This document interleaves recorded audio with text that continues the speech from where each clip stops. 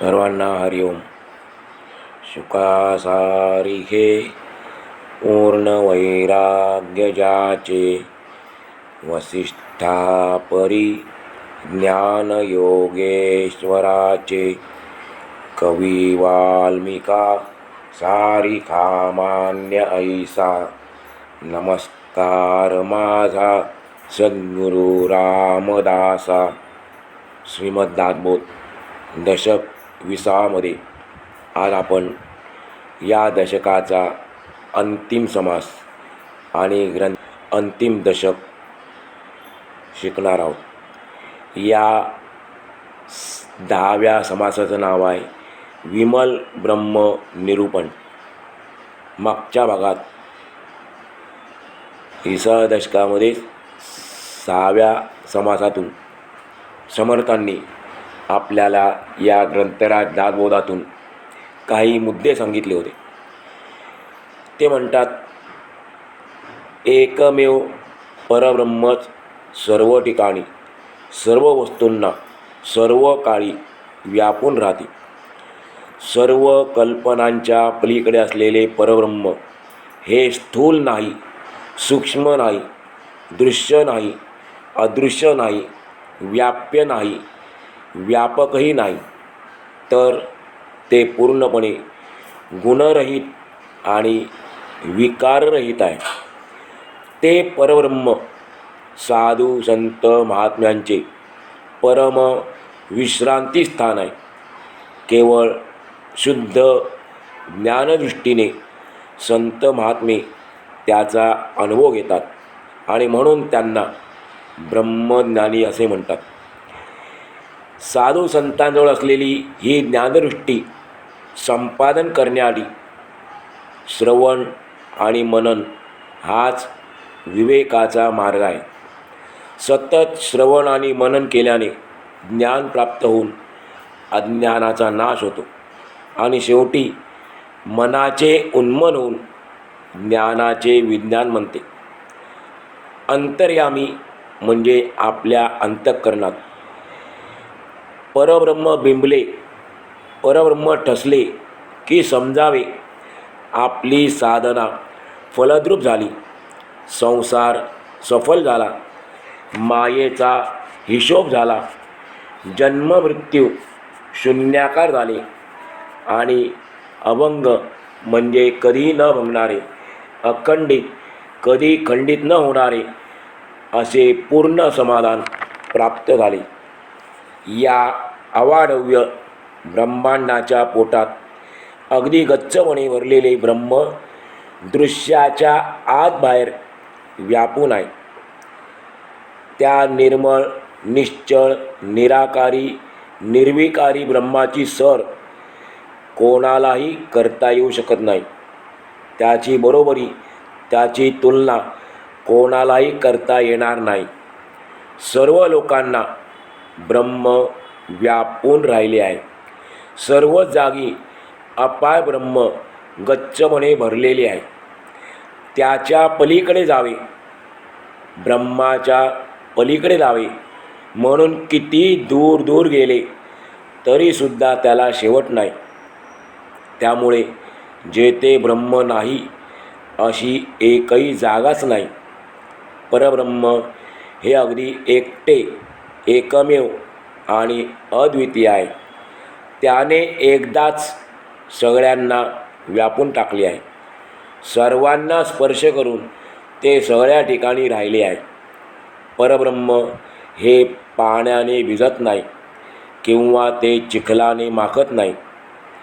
पाण्याला किती मोठा महापूर आला तरी ते पुराबरोबर वाहून जात नाही, कारण ते अविनाशी आहे. एकाच वेळी परब्रह्म समोरही असते आणि मागेसुद्धा असते. उजव्या बाजूला असते, तसेच डाव्या बाजूलासुद्धा असते, खाली असते व वरही असते. सर्व प्राण्यांच्या ते सर्व बाजूंनी व्यापून राहते. सर्व प्राण्यांना परब्रह्माने सर्व बाजूंनी व्यापलेले आहे. आकाशाचा डोहच जणू काही परब्रह्माने भरून टाकलेला आहे. पण या डोहाचं वैशिष्ट्य काय? या डोहामधील पाणी कधीच उचंबळत नाही. त्याची कोणाला कल्पना करता येत नाही. अशा अफाट विस्ताराने तो डोह जिकडे तिकडे सर्वत्र पसरलेला आहे.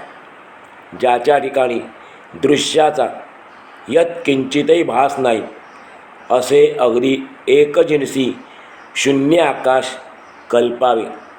शून्य आकाशाची आपण कल्पना करावी. अशा रीतीने इंद्रियांना न भासणारे, मनाला आकलन न होणारे जे आकाश, तेच समर्थ सांगतात परब्रह्म समजावे. आपल्या प्रत्ययाला येणाऱ्या, आपल्या अनुभवाला येणाऱ्या आकाशातून सगळा दृश्यभास नाहीसा केल्यावर जे केवळ आकाश उरते तेच परब्रह्म आहे. साधू, संत, महात्मे, देव, दानव आणि मानव या सगळ्यांना शेवटी परब्रह्म हेच खरे विश्रांतीचे ठिकाण आहे. त्याच्याजवळच सर्वांना विसावा मिळतो. कोणत्या बाजूला परब्रह्माचा शेवट आहे, कोणत्या बाजूला ते कसे पाहावे, कोणत्या बाजूला ते पाहावे हे सांगणे अशक्यच आहे. जे मुळात अनंत आणि अमर्याद आहे त्याला कोणतीही मर्यादा घालता येणे शक्यच नाही. असे हे परब्रह्म स्थूल नाही व सूक्ष्मही नाही. या विश्वामधील कोणत्याही वस्तूसारखे ते नाही. फक्त ज्ञानदृष्टीला त्याचे स्वरूप आकलन होते आणि म्हणून ज्ञानदृष्टीने पाहिल्यानंतरच ब्रह्माला ज्ञानदृष्टीने पाहिल्यानंतरच मनाचे समाधान होते. पिंड काय किंवा ब्रह्मांड काय, दोन्हीही भासमानच आहेत. त्यांचा निराश झाला म्हणजे ब्रह्म निराभास आणि भासरहित होते.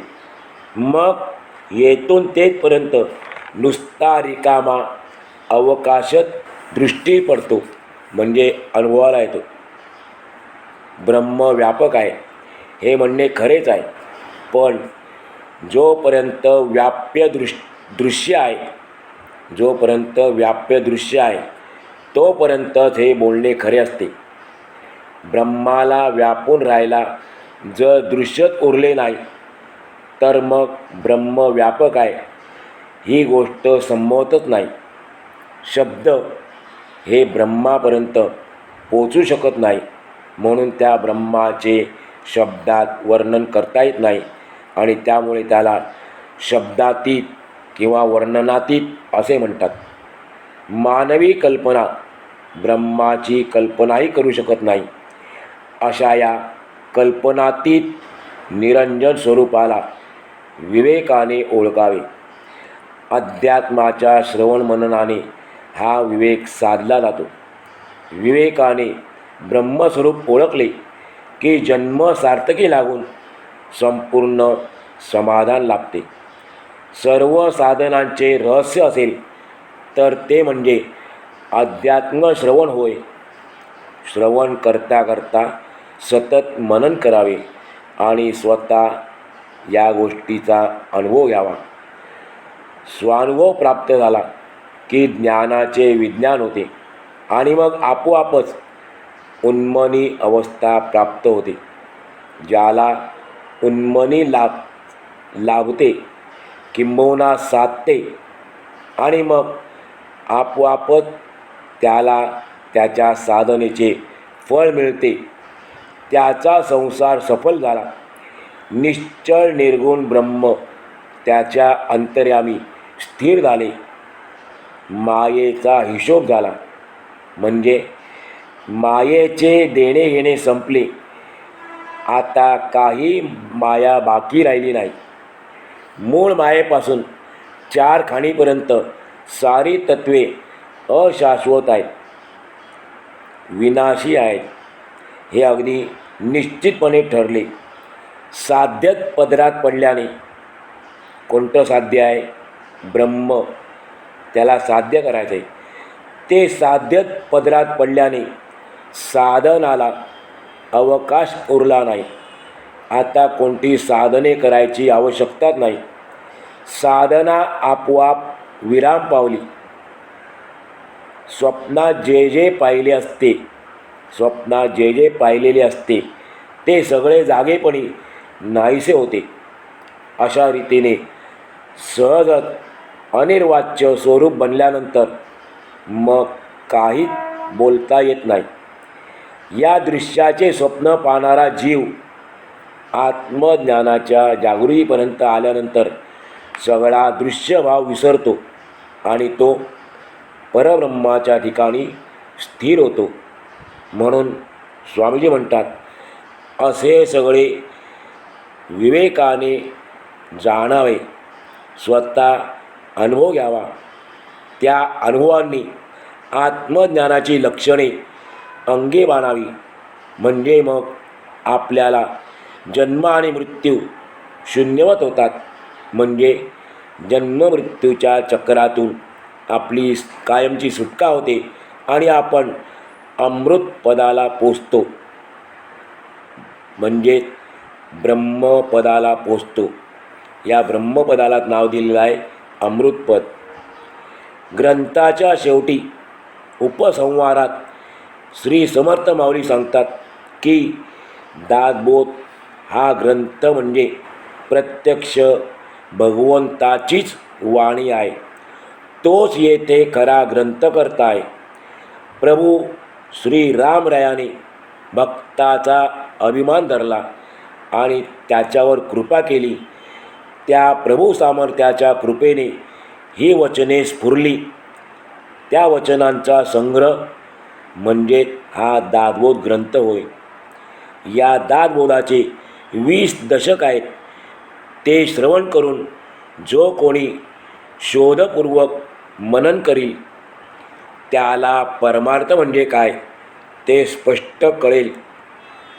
दासबोधाचे हे 20 दशक आणि 200 समास साधकाने अगदी शांतपणे अभ्यासावेत. त्यांच्यावर विचार केल्यानंतर अधिकाधिक अर्थ कळू लागेल. ग्रंथाची स्तुती करण्याची पद्धत आहे, पण अशी स्तुती करण्याचे काहीच कारण नाही. या ठिकाणी अनुभव मुख्य आहे. या ग्रंथामध्ये सांगितलेल्या गोष्टींचा प्रत्यक्ष अनुभव घेऊन पाहावा. देह तर पंचभूतांचा बनलेला आहे. अंतरात्मा हा खरा तेथील कर्ता आहे.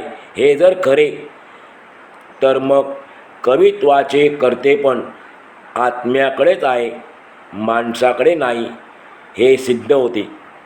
जगामध्ये सगळे कर्तेपण हे जगदीश्वराचेच आहे. माणसाने कोणतेही कर्तेपण म्हणजे कर्तृत्वाची भावना, कर्तृत्वाचा अभिमान स्वतःकडे घेणे अगदी अप्रमाण आहे, अयोग्य आहे, चुकीचे आहे. आपल्या देहाचा निराश झाला म्हणजे तत्वांचा समुदाय उडून जातो आणि मग कोणत्याही वस्तूला आपले म्हणता येत नाही. अशी ही विचाराची कामे आहेत. म्हणून माणसाने भ्रमात पडून उगीच भटकू नये. जगदीश्वराने व्यवस्थितपणे क्रमाक्रमाने हे सगळे रचलेले आहे. या प्रपंचाचे स्वरूप समजून घ्यावे, परमार्थाचे देखील स्वरूप समजून घ्यावे. या ग्रंथाच्या आधारे आणि आपली साधना पूर्ण करून त्या अमृतपदाला ब्रह्मपदाला जाऊन पोचावे. अशा प्रकारे श्री दासबोधाच्या गुरु शिष्य संवादातील 20व्या दशकातील विमल ब्रह्मनिरूपण नावाचा 10वा समास आणि पूर्ण नाम दशक त्याचप्रमाणे ग्रंथराज दासबोध पूर्ण झाला. आपल्या सर्वांच्या अनमोल सहकार्यामुळे श्री समर्थ माऊलींच्या असीम आशीर्वादाने आणि परब्रह्म भगवान परमात्मा प्रभू रामरायाच्या कृपाप्रसादाने आज आपण या ग्रंथाची सांगता करीत आहोत. यानंतर आपण ग्रंथराज श्री दासबोधाची आणि त्यानंतर श्री समर्थ माऊलींची आरती करूया. सुरुवातीला आपण ग्रंथराज दासबोधाची आरती करूया. वेदांत संमतीचा काव्य सिंधू भरला, श्रुतिशास्त्र ग्रंथ गीता साक्ष संगम केला. महानुभाव संतजनी अनुभव चाखिला, अनाथ जड जीवा मार्ग सुगम झाला. जय जय दासबोधा ग्रंथराज प्रसिद्धा, आरती ओवाळीन विमळ ज्ञान बाळबोधा. नवविधा भक्तिपंथे रामरूप अनुभवी, चातुर्य निधी मोठा माया चक्र उगवी. हरिहर हृदयीचे गुह्य प्रगट दावी, बद्धची सिद्ध झाले असे ख्यात मानवी. जय जया दासबोधा ग्रंथराज प्रसिद्धा, आरती ओवाळीन विमळ ज्ञान बाळबोधा. 20 दशकींचा अनुभव जो पाहे, नित्यनेम विवरिता स्वये ब्रह्मची होये. अपार पुण्यगाठी तरी श्रवण लाहे, कल्याण लेखकाचे भावगर्भ हृदयी. जय जया दासबोधा ग्रंथराज प्रसिद्धा, आरती ओवाळीन विमळ ज्ञान बाळबोधा. जय जया दासबोधा ग्रंथराज प्रसिद्धा. यानंतर आपण श्री समर्थ माऊलींची आरती करूया. आरती रामदासा सद्गुरु सर्वेशा, काया वाचा मनोभावे ओवाळू परेशा. आरती रामदासा, रामदास मूर्तिमंत रामचंद्र अवतार, कलियुगी अवतरोनी केला भक्तांचा उद्धार.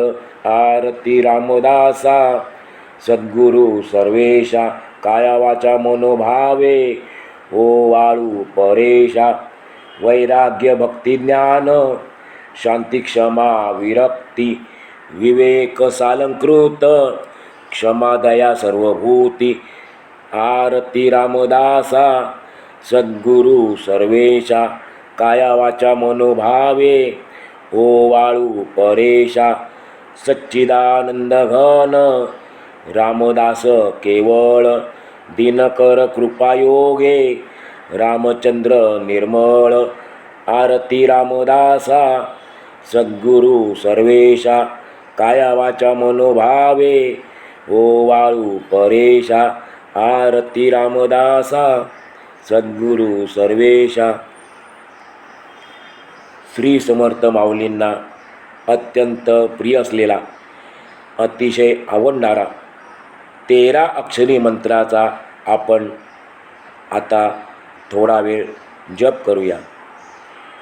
श्रीराम जय राम जय जय राम, श्रीराम जय राम जय जय राम, श्रीराम जय राम जय जय राम, श्रीराम जय राम जय जय राम, श्रीराम जय राम जय जय राम, श्रीराम जय राम जय जय राम, श्रीराम जय राम जय जय राम, श्रीराम जय राम जय जय राम, श्रीराम जय राम जय जय राम, श्रीराम जय राम जय जय राम, श्रीराम जय राम जय जय राम, श्रीराम जय राम जय जय राम. आपण आज या ठिकाणी भगवंताकडे अशी मागणी करूया, अशी प्रार्थना करूया. हे भगवंता रामराया, आमच्या मुखात आमच्या शेवटच्या श्वासापर्यंत तुझे गोड नाम असू दे.